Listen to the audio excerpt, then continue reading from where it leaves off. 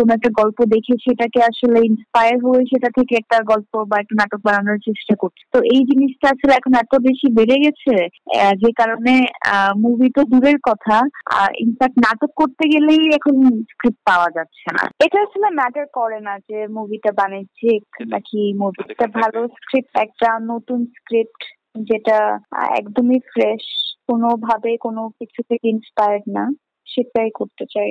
মনে হবে যে এটা একদম নতুন বা এটা ডিফারেন্ট। আমার আর সবচেয়ে পছন্দ বলা যায় হচ্ছে আমার লন্ডন পছন্দ, আর আমার থাইল্যান্ড খুব পছন্দ। থাইল্যান্ডে তো অনেক বেশি যাওয়া হয়, মনে হয় যাওয়া হবে ইনশাআল্লাহ। কবে নাগাদ?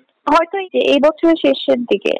যে অনলাইনকে বলছি যে তাটি অনলাইন নতুন, আশা করি আপনারা খুব ভালো ভালো নিউজ দিতে পারবেন, শুধুমাত্র কাজের না, কারণ কাজের নিউজ তো সবসময় হয়, সবাই হয়তো বা তেমন ইন্টারেস্টেড থাকে না, বাট তারকাদের পার্সোনাল লাইফ নিয়ে বা তারা আসলে শুটিং বাদে কি করে, কে কেমন, কে কি পছন্দ করে, এটা আমার মনে হয় অডিয়েন্সরা, ফ্যানরা অনেক বেশি জানতে চায়। তো আমার মনে হয় এই ধরনের যদি নিউজ করতে পারে ভালো একটা ফিডব্যাক পেতে পারেন। আর অল দি বেস্ট, যেহেতু নতুন, আই হোপ অনেক এগিয়ে যাবে।